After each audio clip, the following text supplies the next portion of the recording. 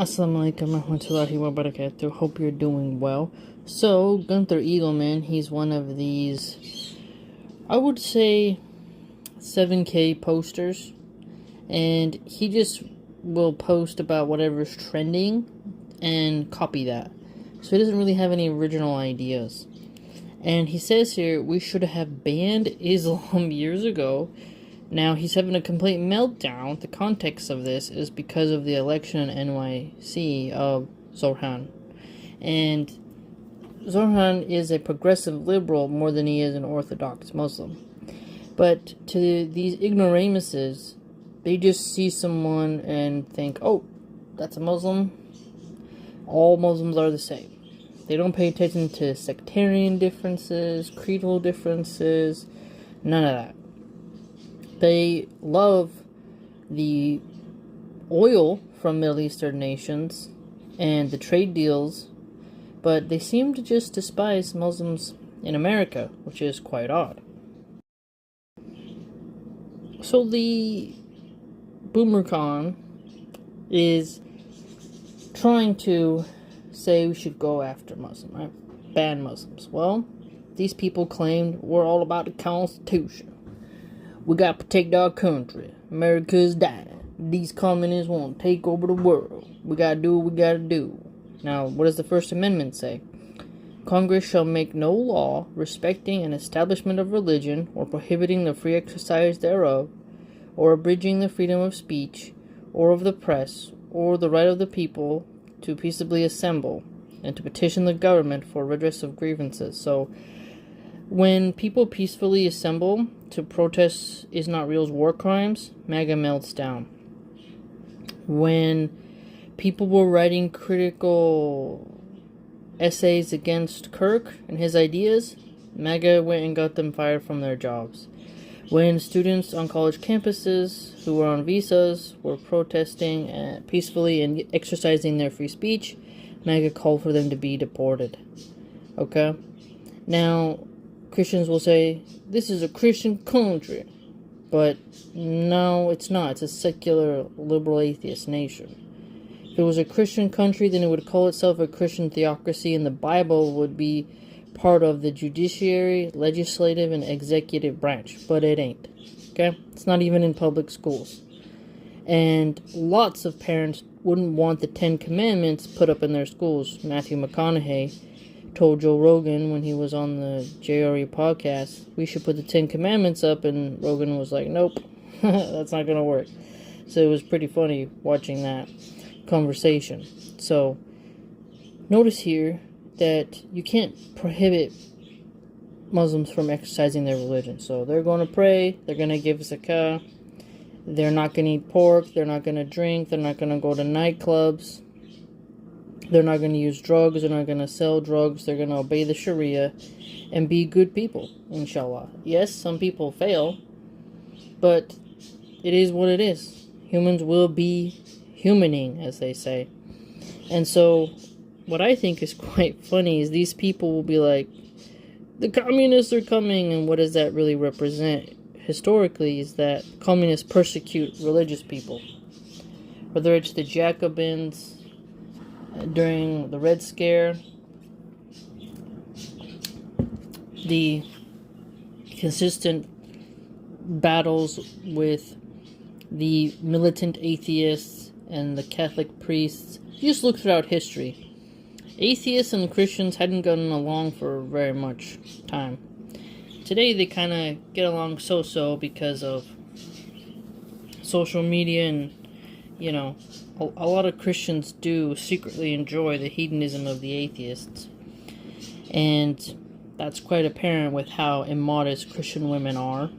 You know, they got rid of a lot of their commands on their women because the atheists allowed a lot of lust to permeate in society because they don't have those type of puritanical laws. So the porn-addicted Christian men, they love that. So that's why they fear the hijab and actual religious modesty, because they'd actually have to stop gooning in public, but I digress. The point is that as soon as you get rid of the First Amendment, that opens the door wide open for groups to now have open season upon Christians. And you can't claim to love the Founding Fathers and to love America and to love the Constitution, but then at the same time think you should throw away the First Amendment because you dislike Muslims winning elections. Okay, and he's a liberal. He's not some orthodox guy. His wife don't even wear hijab, sadly. May Allah guide her and help her to wear the hijab. But he's a upper class individual. He was born into wealth and status. So he has more in common with those people. And one minute he's in a gay bar trying to get votes. And then the Christians are like, he was in a gay bar. Oh, you know, in Muslim countries, you can't do that.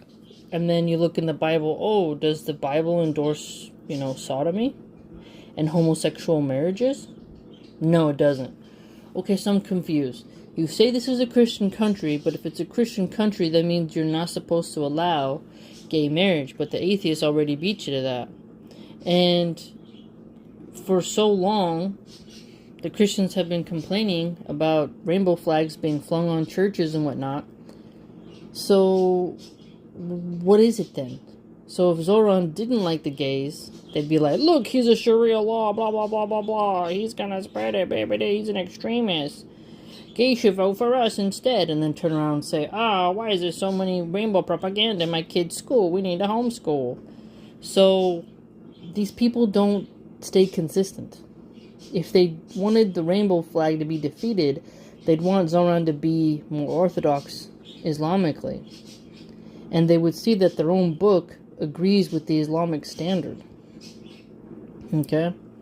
But again, he's a liberal progressive, but they're not attacking him from the liberal progressive flank. They're mocking him by saying he should, that he's going against his religion by being nice to the gays. But then he's turning around and saying like, oh, there's going to be swastikas everywhere. Meanwhile, on the alt-right, they're very, the Groypers are taking over, and they're not having it at all with the Zio neoconservatives, the evangelicals. They're taking over, and they want to change things up and cut off aid to is not real. And so the right wing is just all over the place. They can't make up their minds. Do you want a Christian theocracy? Because in a Christian theocracy, there'd be no gay marriage. But they got Dave Rubin, who stole, basically, a baby. He used surrogacy, I believe, and denied a baby having a mother and being breastfed. And the Christians were like, this is great. This is great. And Conservative Inc., the establishment, didn't speak out against him doing that. But then online, they're like, oh, gays shouldn't be allowed to adopt. So wait a minute. 1 minute, the right wing is saying gay men shouldn't be allowed to adopt. And then they're mad that Zoran is nice to gays and they want him to be mean. And then when he's not, they're like, oh, now he's a fake Muslim. So these people, I'm telling you, they don't even know what's going on in their own head. But no matter what they do, they cannot ban Islam unless they accept that Christianity's next. And since Christians are the majority, it makes sense that the secular liberal atheists would be like, well, we gotta erode Christianity first, which they've pretty much done successfully for years with drugs, adult content, and other means. So I'm not sure how long it's gonna take for these Republican, Megatardian Christian nationalists to recognize the fact that as soon as you persecute Muslims and toss away the First Amendment, you will be next. You will be next.